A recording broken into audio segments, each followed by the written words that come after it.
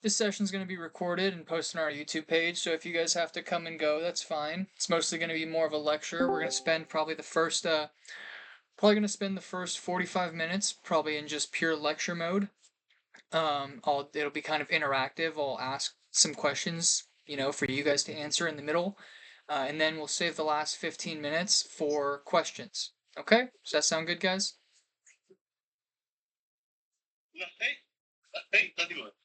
All right. Oh, Mr. Ample, you got some background noise, my friend.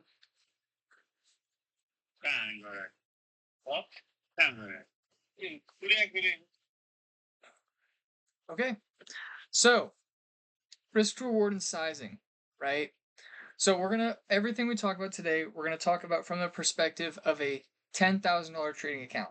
Okay, now $10,000 is generally what I would consider ideal for starting a trading account with options, right?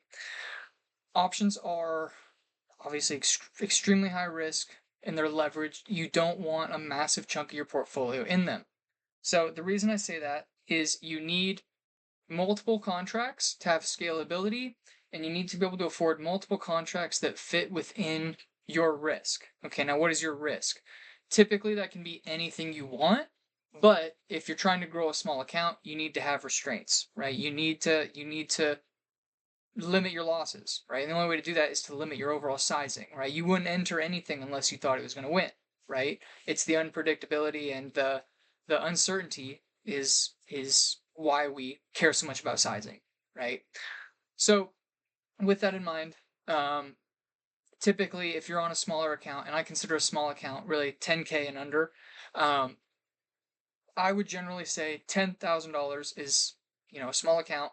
10% is generally your max sizing. Okay, so we're going to approach everything today from that assumption, right? We're using 10% max sizing. So if you want to be able to play, right, you need scalability. If you want multiple contracts, you need to have 2 contracts bare minimum that can fit within that max size of 10%. So 10% of 10,000 is $1,000. So can anyone answer for me what the most expensive contracts you can play in that sizing would be?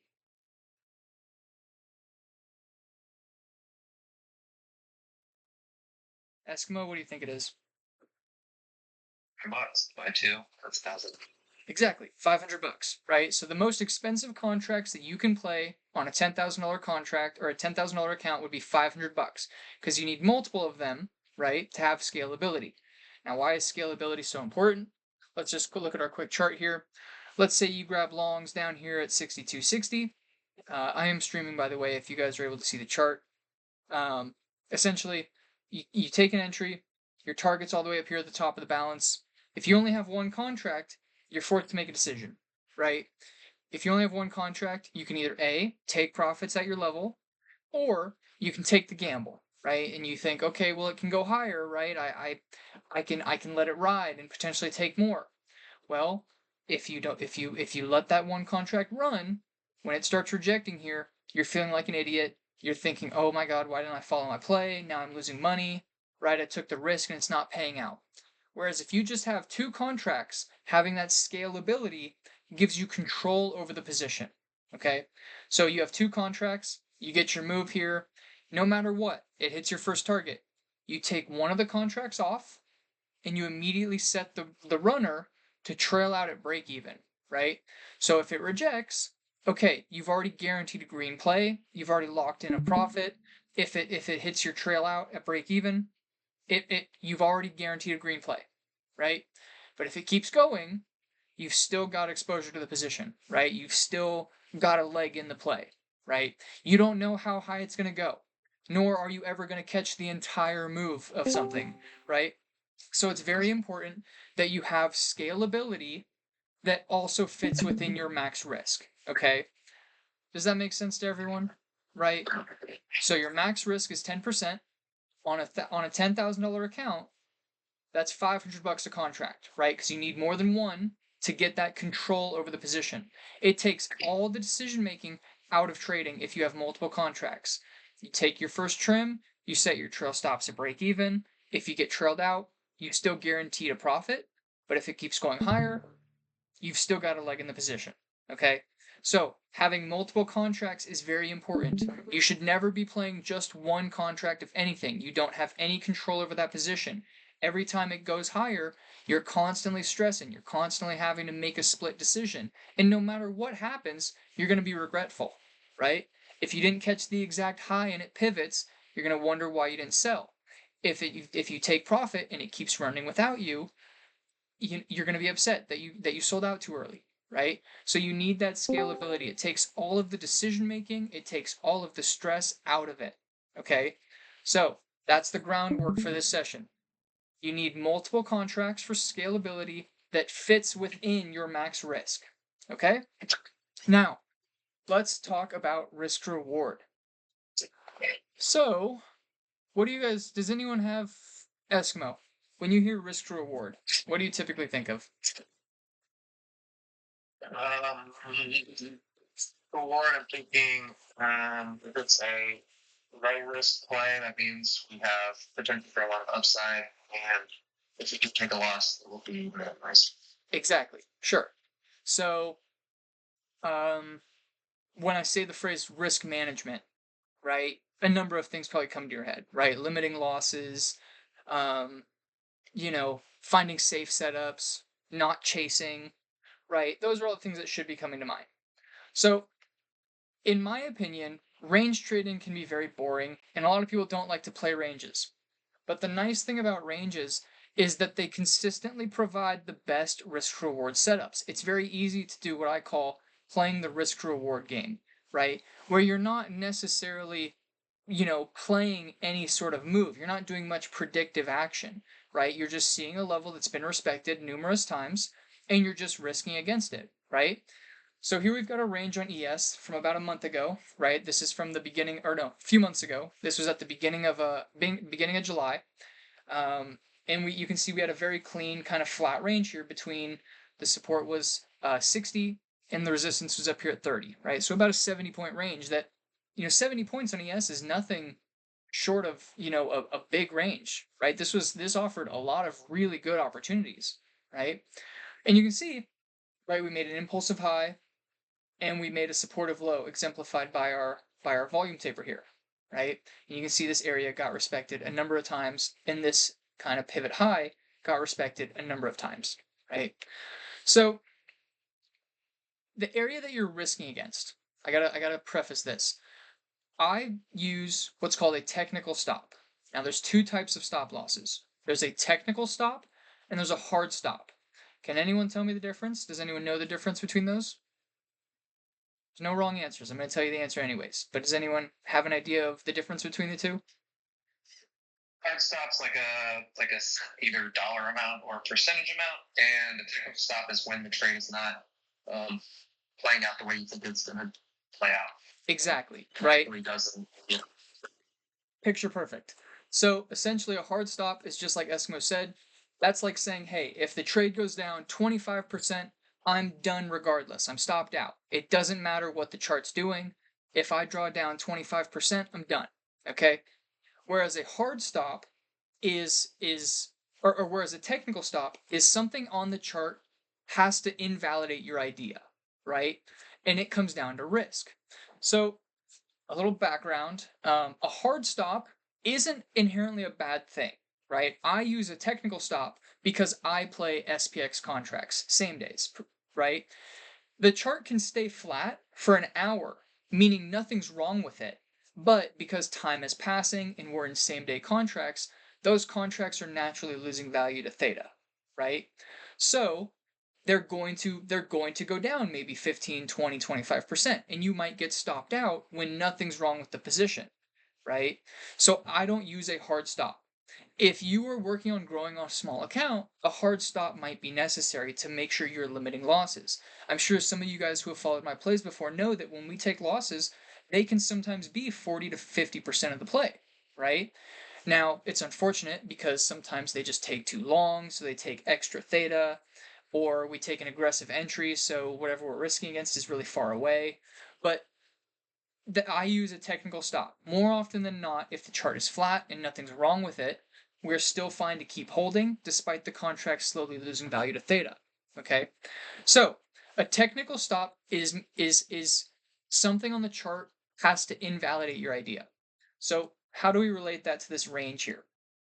The areas you would risk against, right, would be this 60 and this 30.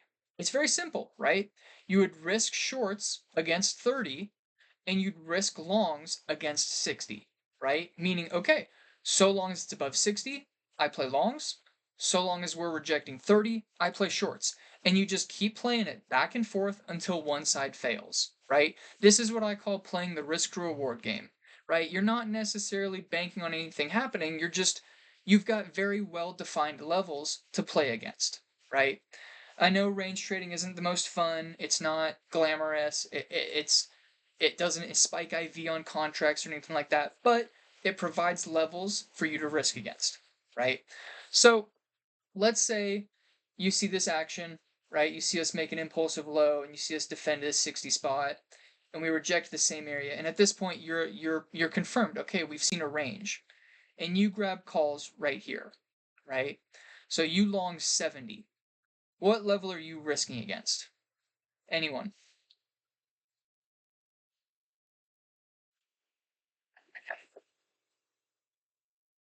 Don't overthink it, guys.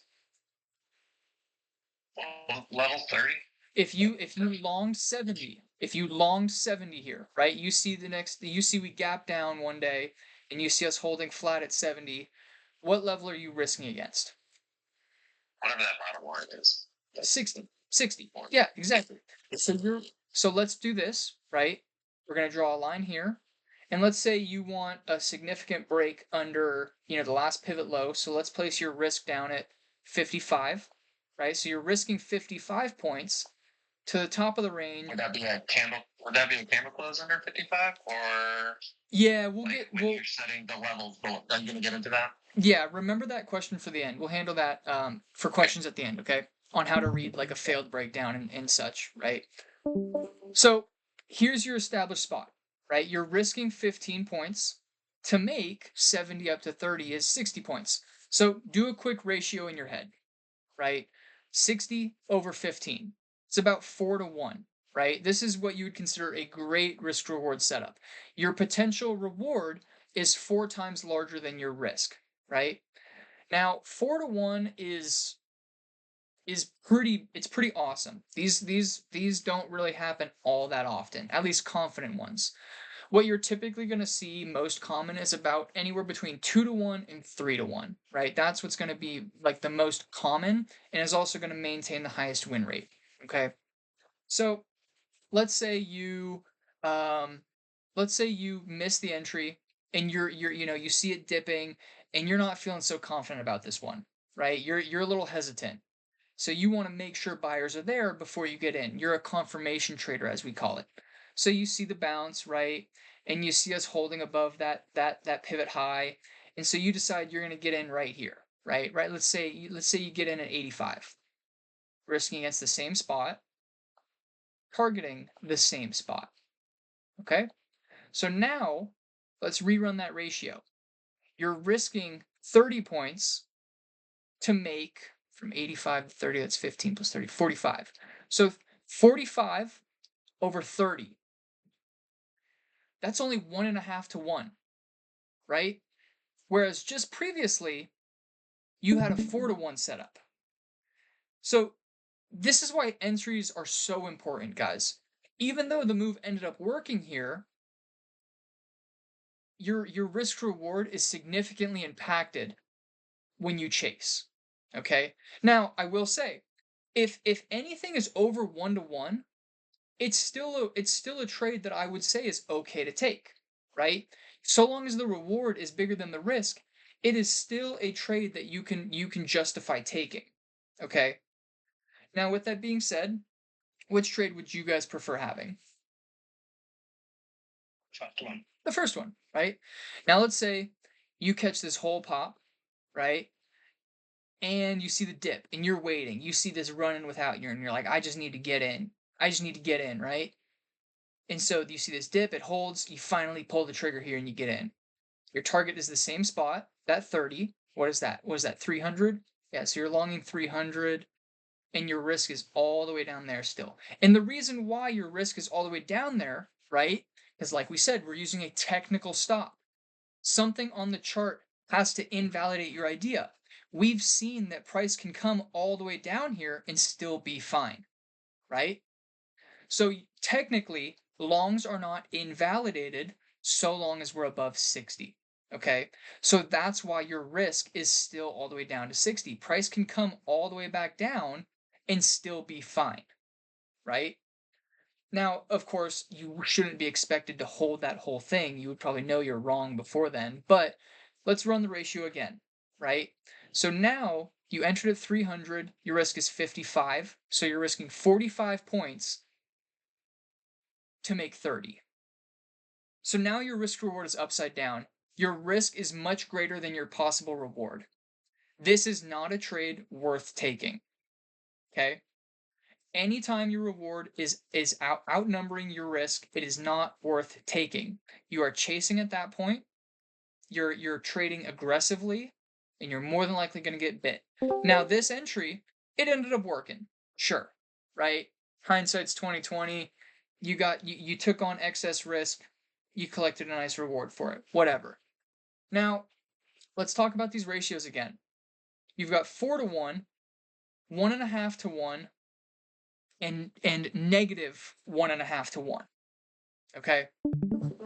Obviously, the first trade is the most desirable, right? You're taking on the least risk, but you're taking on the highest possible reward. This one is still fine. It's a positive rate, right? You're still taking on less risk than reward. This trade is not worth taking. Okay? Now, how does this relate to sizing? Your sizing should reflect the risk on the trade. Okay? Now, what do I mean by that? Let's say your max sizing is that 10%. Okay? This is a position in which you could justify using your full size. Because if you're wrong, you're taking on very little risk, right? The drawdown that you're willing to accept is very minimal, meaning the loss is going to be very minimal, right? This is a trade in which you could warrant using your full max size, right? It's still within your risk parameters, right? It's still max 10%. But then let's look at this play, right?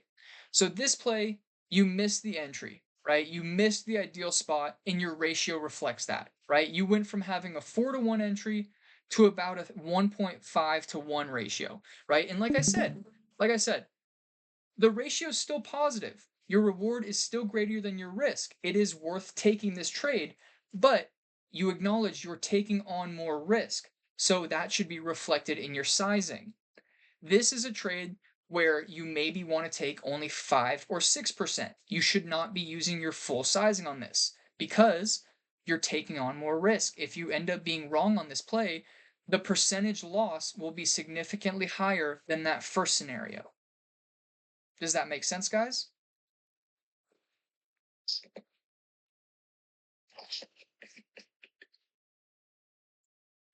Anyone? Anyone want to say this makes sense or no? Yeah. All right. So, this trade, again, we're not even going to talk about it. It's not worth taking. Now, I know a lot of people like to talk about a lot of people like to talk about a lot of people like to talk about averaging in and when is right to do it. Okay? So we're going to use a couple scenarios. Exactly. Today. Yes. We're going to talk I'm going to stick with this range just cuz we're familiar with the chart now, but I'm going to remove some of these and we're going to talk about where you might want to average in, right?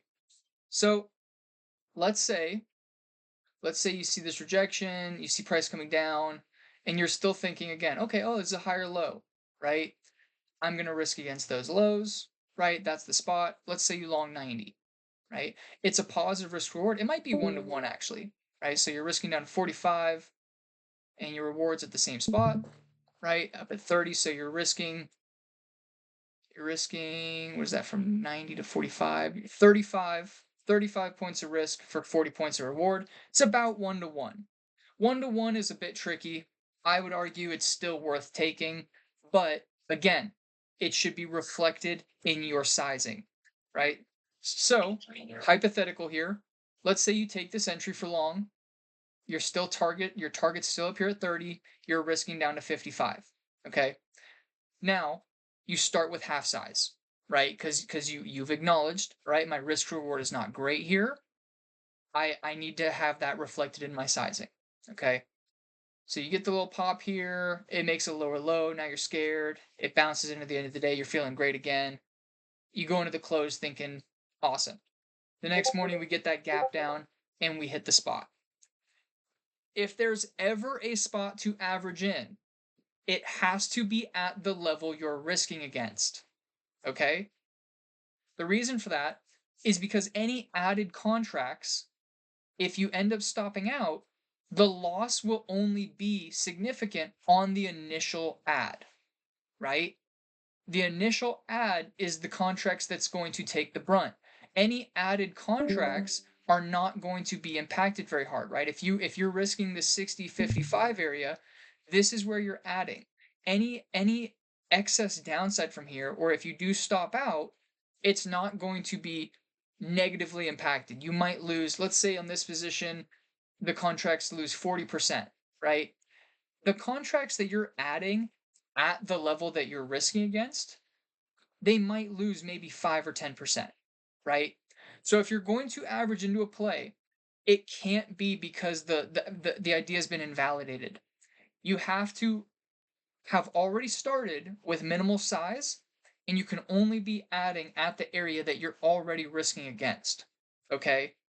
I see too many people, their play's been invalidated, and they just keep adding to it. They just keep throwing money in a burning fire, right? Just hoping at that point. Okay? There is a way to average in, and we'll use today's example. Okay?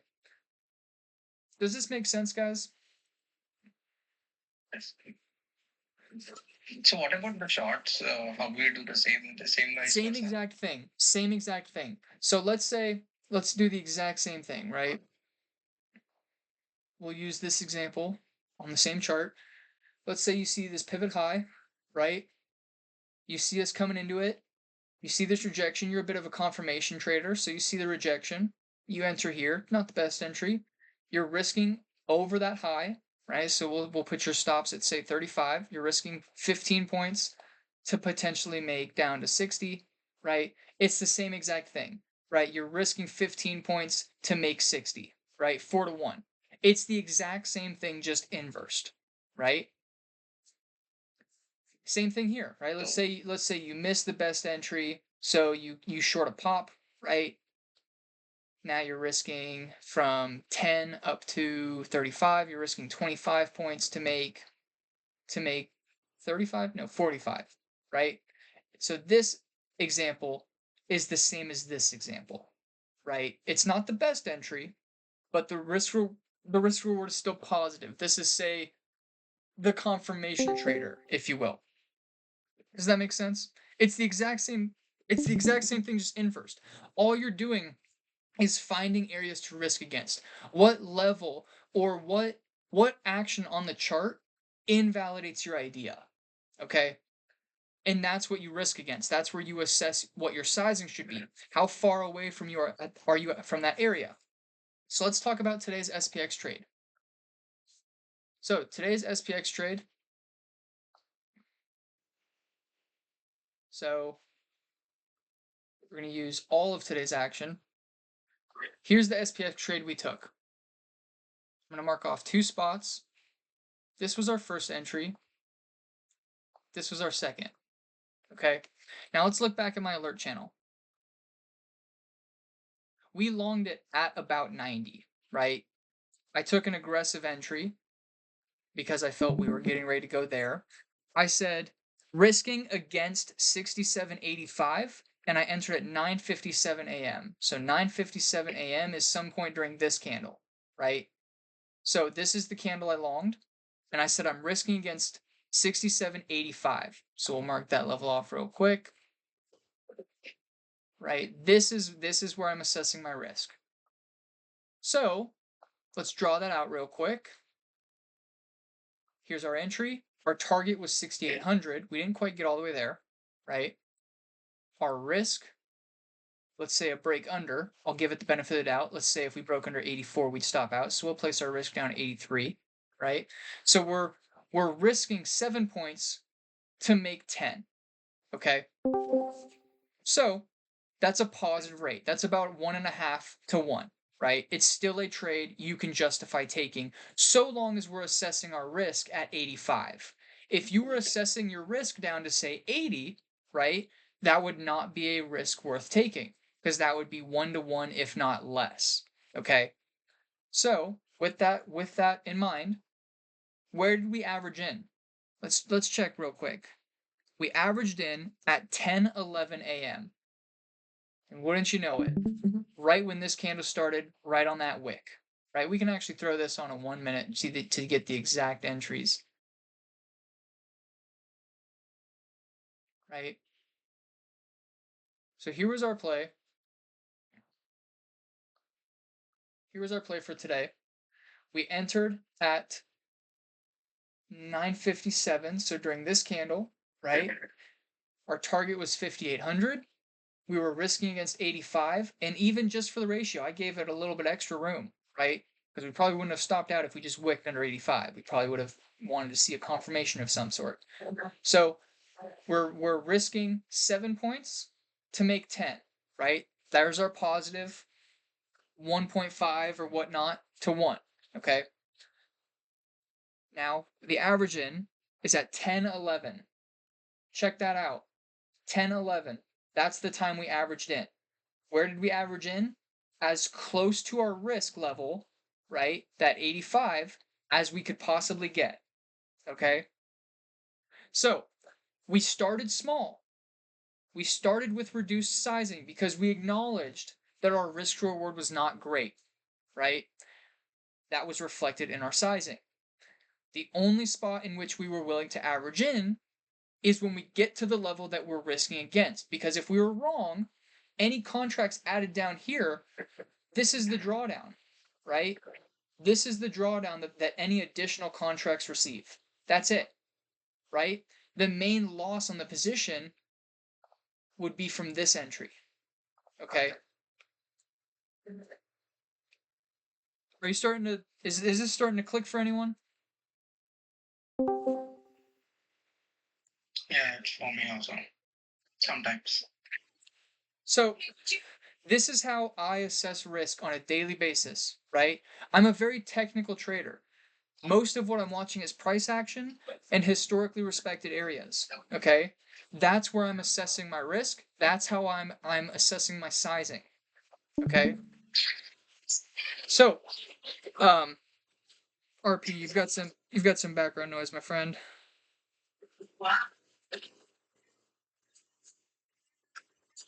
Okay. So, anytime you take an entry, before you even enter, before you've pressed any buttons, before you start looking for contracts, what you need to do is find two levels.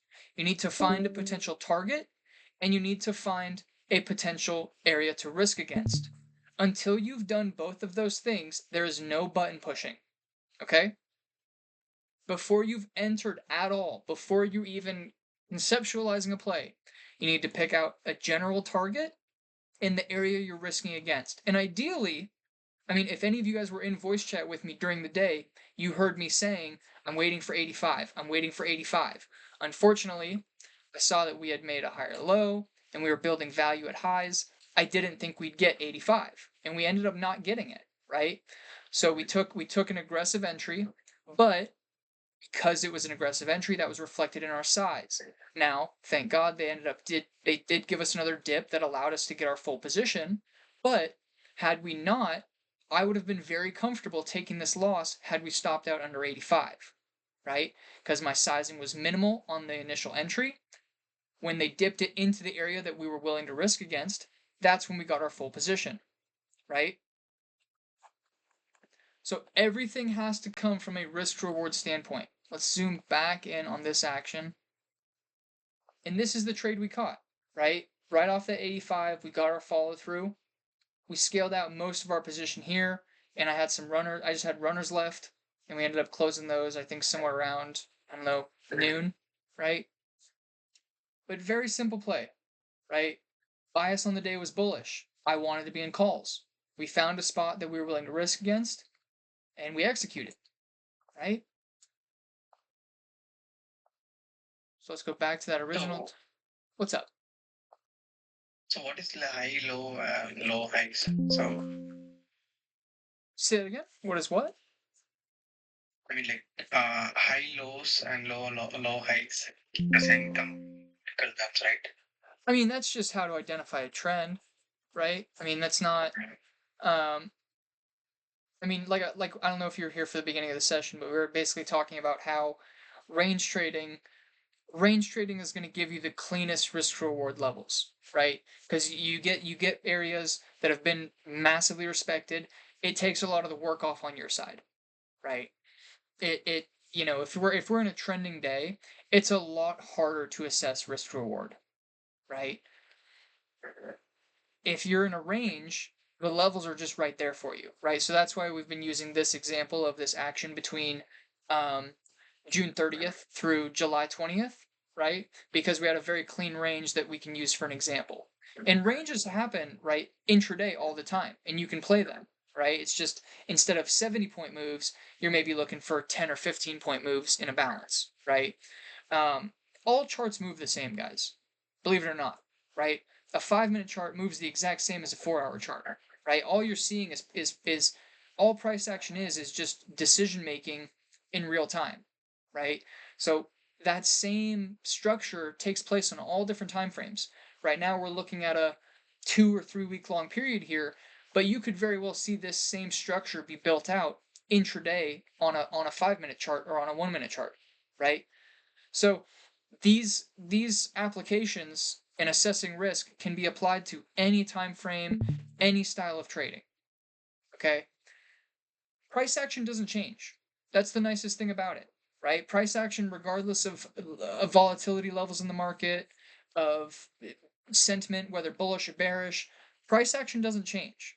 Price action will always tell you what people are doing, when and where, right? It'll show you where people are respecting price, where they aren't, where there's value being established, when an equilibrium price is being built, all that, right? Price action does not change regardless of market environment. Okay, so assessing risk should always be the same, whether a high volatility market, low volatility, anything. Okay, so the biggest thing you guys should be taking from this is what we started with. You need to be able to afford multiple contracts that fit within a max risk, right? You need that scalability. That should be a given. Second, before you ever take an entry, you need to assess your risk reward of that said entry.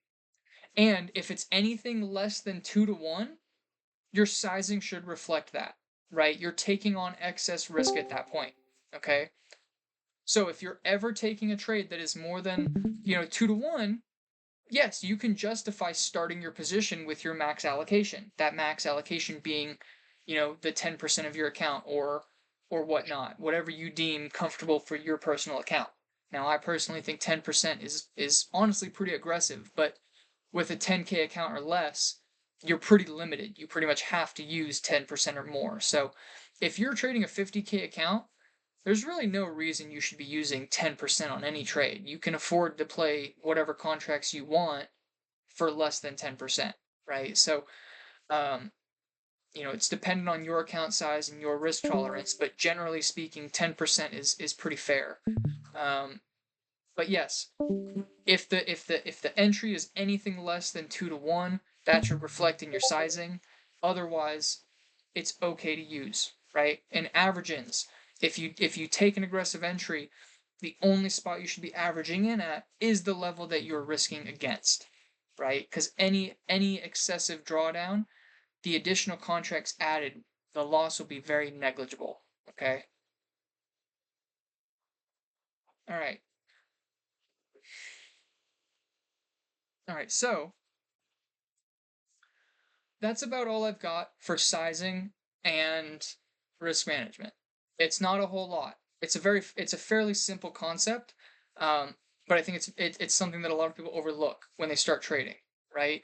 I know a lot of you guys probably use very inconsistent sizing, right? On something that's pretty risky, maybe you reduce some sizing, and if something has time, maybe you go heavier in it, or maybe you use the same size for every trade, regardless of level of risk. I don't know, but if you can start to implement this into your entries and genuinely keep a track record, you're going to notice your losses because your losses are going to be significantly smaller. If you acknowledge you're taking a higher risk entry and you reflect that excess risk in your sizing, naturally when you stop out, the losses are going to be smaller. And vice versa. Even if you find a great risk reward setup that's say 4-1 or 5-1 and you use your full sizing on it, even if it's wrong, right? Because you're using that level to risk against and you're as close as possible to that spot, your losses are still going to be negligible, right? This is one way to immediately have a drastic effect on the size of your losses. Okay? I see too many people just infinite averaging into positions when it's clearly wrong, right? And if you ask them what level they were risking against, they have no clue, right? They were like, "Oh, I wanted it to hold above this, but it didn't." Okay, why are you still in the position then? Right? So, this is something I want to see some of you guys talk about, right? And when we're in voice chat and we're trading SPX and you guys hear me say, okay, I want to risk against this level, you guys know exactly what I'm talking about, right? Okay, so we've got about 20 minutes left, and I feel like we've adequately covered risk management and sizing. Let's get into questions. Does anyone have any questions on what we've talked about this far? Yeah, breakdowns. So how are you drawing these pivot lines? The top one and the lower one. How am I drawing these? Yeah. Okay, so it's a good question. So essentially, we made a very impulsive high that was a major pivot. I mean, like what time frame is it due to the time frame? How many days is this? Okay, so this is maybe like 2 weeks worth of time. This is a 30-minute chart on about 2 weeks worth of time. Okay. Eskimo, you had a question, man? So in 2 weeks time frame or 30 minutes, how you it's you're taking high right there. Well, it's not. 66330. It's not necessarily okay. So just a general rule of thumb. Just a general rule of thumb when you see like a major high made like this area is always going to be important, right? So you might thinking, oh, you didn't know this was a range until this rejected. Well, that's not. I mean, sure, you didn't know it was going to be a range until that rejected, but at the same time, you do know that this area, because of the immense flip in the ratio of buyers to sellers here, you know that this area is going to be respected. There's going to be people who are short that are using this high as a spot to risk against, right? So anyone who's short anywhere in here is likely using this area to invalidate their idea, right? So long as we don't make a higher high or we clear out these sellers, they're still valid to continue holding their shorts. So even though you didn't know that this was a range until this was rejected, you still knew that this was going to be an area that was respected. Okay. Does that make sense? And also, you'll be making call rate. The ES is shifted to some 83, 84. The ES Are you talking about today's trade? point of control. Yeah, point of control. Yeah. Do you want to know about that? Yeah. Yes, please. I'll keep that short just because we've got a lot of. I want to keep this session focused on risk reward. The point of control is a reading given by volume profile. In short, volume profile just reorganizes volume by price instead of by time. And the point of control is this red line here, and it just represents the single price in which a given time frame has experienced the most volume. So that's the spot where the most business has been done that day and where you're more than likely to see some respect, right? So if you're looking here at the time frame that we're in, right, this point of control has been, rejected a number of times, right? Not exactly. You could probably prop it up and say it was 310 here, but generally speaking, the most volume done in this time frame was here at this 0607 area. But I will refer you to our YouTube page. We've done countless sessions, just like we're doing now, on volume profile, and I go much more in depth there. And it's, again, our YouTube channel is completely free. You can watch it back on your own time and always refer back to me with questions, okay? Right, thank you. Yeah. All right. Eskimo, you had a question? Failed breakdowns or when the level's not scoring anymore? Yeah, so failed breakdowns. So typically when I say I'm risking against a level, very rarely am I just going to stop out if that level is just broken very quickly, on the dot, right? Like today we were risking against 85. If it had broken down to 84, we wouldn't have stopped out immediately. What I want to see, just like in my plan plays, when I say I want to see strength over a level, I'm not looking for just the first candle to push right through it, right? Typically a level will be tested and you'll see positioning shift real time, right? So it just because the level's broken, that doesn't mean everyone who's short is just immediately liquidating, right? It takes time for their alerts to go off. Then they have to boot up their charts and look at it and see if they still like it or if they want to close their shorts, right? It takes some time for that shift to happen, right? So a level is typically tested from anywhere from 10 to 15 minutes usually, right? So what I want to see is if a level's broken, let's say like today's trade when we were risking against 85, if that level had broken, let's say it hit 84 or 83, that's not an end all be all, right? We could very easily wick right back over it, or we could close under and then spend the next 10 minutes reclaiming it, right? So it's not it's not an end all be all to just a level being broken, right? The testing takes time, right?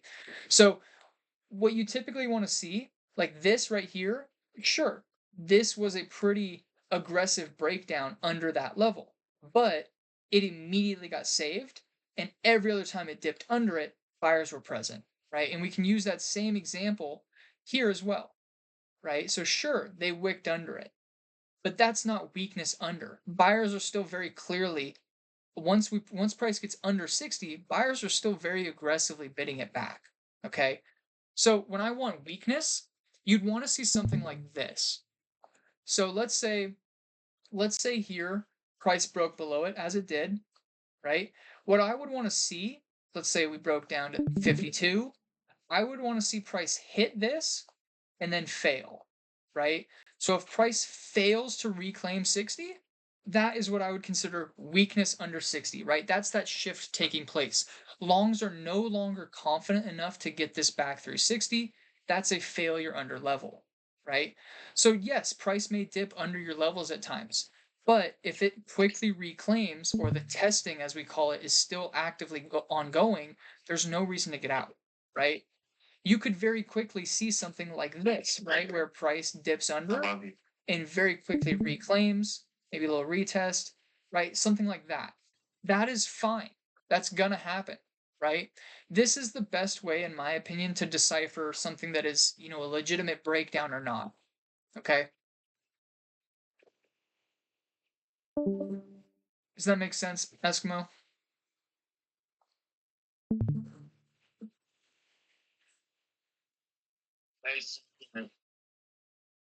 Oh, what's that? Yes, thank you, Wax. Sorry, I was washing dishes. Oh, no problem. So yeah, when I say weakness or strength above or below a given level, that's what you want to see. So for example, like think about the follow through here, and I'll actually extend this a little bit to see how the follow through could work, right? So let's say if we were looking for this break of a range of this 30 level and we were looking for higher on the market, this is what you'd want to see, right? We get strength over, they retest it. Sellers are no longer able to hold it under 30. So check what happens the next couple days when sellers are unable to get price back below that 30 level. Boom, right? Big continuation move. Okay. This is the exact same chart, but sellers are unable to get price back below that 30 level. And so this is what I mean, right? Check out the action. You might have been risking against 30, right? Let's say you longed this dip and you're risking against 30. Sure, 30 got broken, but check that out. Buyers very quickly reclaimed it, right? 10 minutes. This is a 5 minute. This is a 30 minute, I guess. But either way, 30 minutes. They very quickly reclaimed this, right? It did not take long. Buyers were still very present here. So strength or weakness above a level would be confirmed by a failure to reclaim it. The first time something just cuts right through it, I'm never just panicking out of a position, right? Or panicking into a position. I want to see strength solidified above or below a given level. Now, the hardest part of all of this is obviously identifying those spots, right? It's only going to come with time. Naturally, with watching charts for, 6.5 hours a day, it'll come a few months in, right? After a few months of watching charts move every single day for hours at a time, you'll get a much better idea of how to read charts. But bigger picture, chart analysis isn't really that difficult. And I don't want to make you guys feel put down by that, but chart analysis isn't very difficult. Most of the reasons some people aren't profitable is just because their emotions get in the way, right? How many times do you think people were probably putting their stops here at 30, right? We wick under, they get all stopped out, and then price rebounds.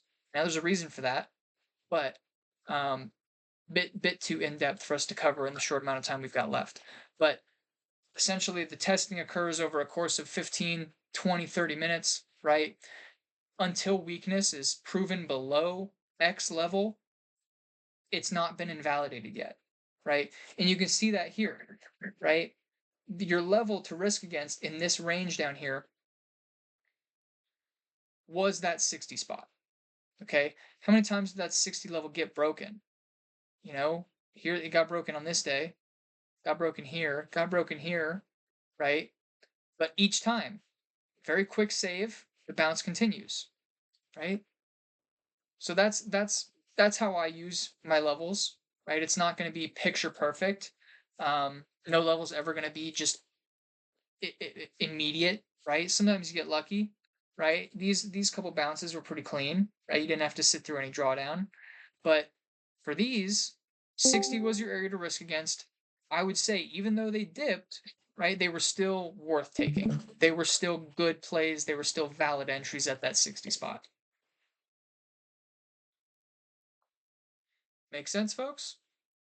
I know we got some some late people coming in. No problem. This session will be posted on our YouTube page. But we got about 10 minutes left here. Anyone have any questions relating to what we've talked about thus far, guys?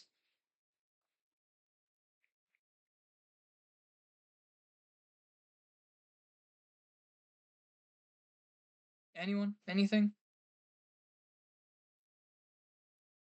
Oh, you guys, this is good free time. If you've got questions, now's the time. Metro said, "Do you wait for a candle close on a time frame under a certain level in SPX?" So that's kind of that drawing I was doing earlier, right? So let's say price breaks down, the something that would very quick mock up something that would invalidate a level for me, right? Let's say we long 60 here. Just because price breaks below 60 does not mean we're wrong, right? What I would want to see to be wrong, let's say price breaks down. If price fails to reclaim that level and then continues lower, that is weakness solidified. That is an invalidation of a level. That is active sellers piling in and long stopping out, right? Buyers no longer have the strength to get back above that. Now, if you see something like this, right, we make an impulsive low, we hit it, right, and reclaim it, and then prove support back over it, that's fine, right? You might long 60 here, but generally speaking, so long as 60 is reclaimed fairly quickly after, 60 is still your valid area. There's still nothing wrong with it. Trying to predict the lows of those impulse moves below price, that's very difficult, right? That's why you'll hear me say during the day, oh, I want to see strength above this before I'm confident in longs, or I want to see weakness under this before I'm confident in shorts, right? That's essentially what I'm looking for. Okay. Um, Again, I know it's hard to see real time, especially when I'm telling you right now, oh, levels aren't going to be respected perfectly. you want to see the general action around those levels resemble something like this, right? So if you long 60, you would know you're wrong if something like this happened, right? We break below it, price can't reclaim it, and we fail lower, right? If you long 60 and we break down and price quickly reclaims it and then holds above it, that's fine. That's still valid. Okay? And the same thing happened just as we said up here, right? So your risk, let's say you long and now you're risking against this spot. It's the same exact thing. So let's say if you were short, let's say you were shorting against this area. Now, granted, if you're sitting through all this, it's likely because you're in a much bigger picture position, but this is something that would prove you wrong, right? So let's say you're shorting against 60, price goes up, price retests it and fails, right? Before making a new high, right? You're wrong at this point, okay? Price has proven strength above the level. If you're short, you are wrong at this point, okay? So this is exactly what we were just talking about. It's the exact opposite of this one, right? If you're long off of 60, you see price break below and fail to hold back above, you're wrong. Let's say you're short up here. Price breaks above, you're not wrong yet, but when price fails to fall back below that price, that's when you know you're wrong. Okay? Does this make sense, folks? So one more thing. So question for sizing. So let's say I'm building my account.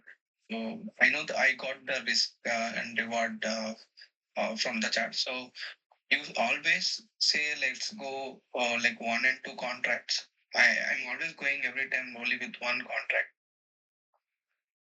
I mean, that's fine. If your account is too small to afford multiple contracts, I mean, I've always said, are you talking about my SPX plays? Yeah. Okay, so scalability is more important. It's always more important. Just like we talked about at the beginning of the session, right? When you have just one contract, you're forced into that emotional kind of balance scale, right? Where you're forced to make some tough decisions. If you sell, right, and you didn't catch the exact high, you're sitting there disappointed as price rejects because you didn't take profits. If you take profits and it keeps running, you feel like an idiot because you sold too early or whatnot, right? So having that scalability takes a lot of that hard decision out of it, right? You take a trim, you set a trail stop at break even. If it rejects, you've guaranteed a profit. If it keeps going higher, you've still got exposure, right? So scaling in and out of positions is how you want to do it. Having one contract is very detrimental, right? It forces you to make a lot of emotional decisions that honestly you shouldn't be making. If you're playing SPX with me, that's fine. But if you can only afford one contract, the safest way to do it is to always just take the first trim. That's the only way that I can guarantee you a green play, is if you take the first trim that I alert. Otherwise, if you want scalability, right? Let's say I alert a contract for $600. That's pretty expensive. And that honestly, if you have a $6,000 account, or unless you have a $12,000 account and you're using 10% risk, there's no way you can afford two of those contracts within max risk, right? So what do I suggest? Place SPY contracts instead. Play SPY contracts. You can get they will, I promise you, they will have very similar percent returns if we get the same move. So let's say the contracts are $60 compared to 600. You can get 10 of those contracts for the same price of one, and now you've got scalability, right? Risk factor for SPX and SPY will be the same. They will have very, if we're assuming they're both close to the money contracts and both same days. If I do 50% on my if I do 50% on my trade on SPX, trust me, your SPY calls will do very close to 50%. A lot of people don't realize that. They will do very similar returns. Makes sense. Okay. But they're cheaper. So you can get more within your same risk size. So I always suggest, if you have a small account, don't play SPX with me. Play SPY instead. You can still take the same play. It's just you have to have more than one contract, right? It gives you, having one contract, you have no control over the position. you've got no scalability, and you're forced to make a very difficult decision when I alert trims, right? If you take the first trim, you're feeling great, right? But then when I take my second and third trim, you're feeling like an idiot, right? You're like, ah, shoot, why didn't I keep holding? Or let's say I get one trim and you don't take profit. We're all sitting there with gains locked in, and say one trim's all we get. Let's say it comes back down and we have to close at break even. Now you're sitting there feeling like an idiot because you didn't take profit. And now what was a green trade has just flipped a red on you, right? So you need multiple contracts. You need multiple, but you need multiple contracts that also fit within your max risk, right? That 10% figure or 5% figure, whatever you deem necessary for your account.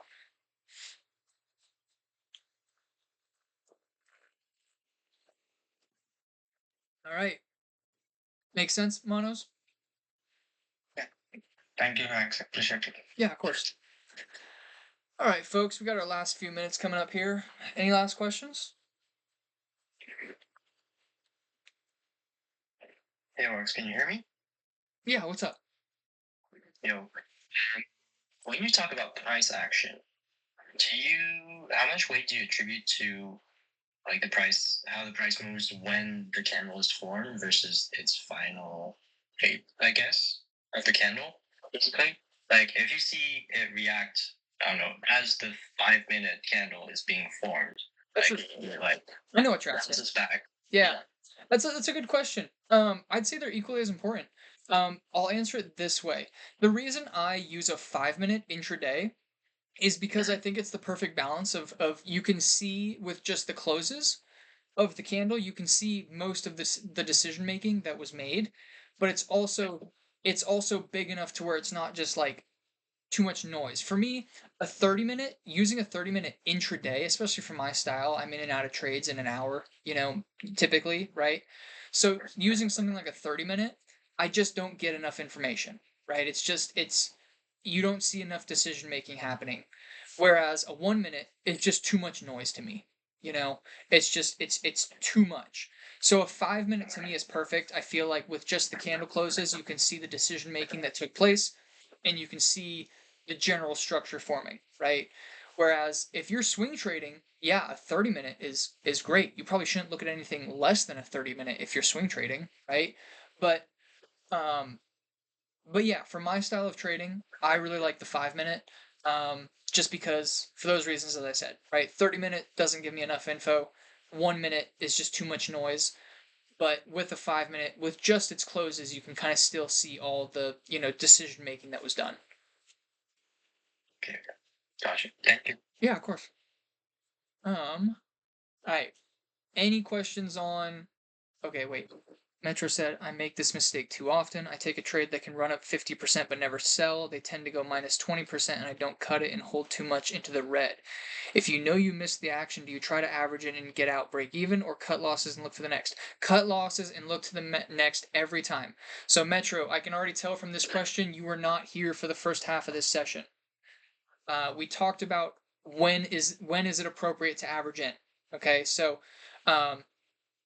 I'm not going to run through that all again. We've only got 1 minute left here, but what I will say is this session is going to be, it's recorded and it's going to be posted on our YouTube page in the next hour. Okay, go back and watch it. I cover when it's acceptable to average into plays and when it's not. Okay. All right, folks. Anything else before we wrap up?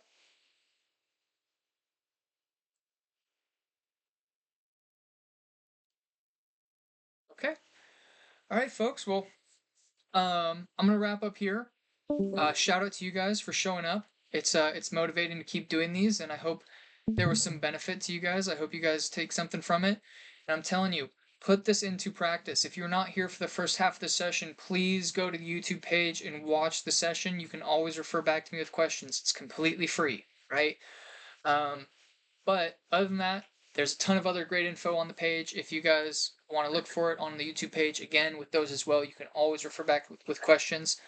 But I hope this is something you guys are implicating, right? Something you guys are introducing to your trading and your sizing. And I'm telling you, if you're doing it correctly, you will notice. You will notice your losses will be significantly smaller if your sizing is reflective of the risk you're taking on any given entry. Okay. With that note, I hope you guys have a great rest of your night. You can expect this video to be uploaded in the next 30 minutes to an hour. But again, thank you guys for showing up. I hope it was of some benefit. Let's have a great rest of the week. Okay, guys?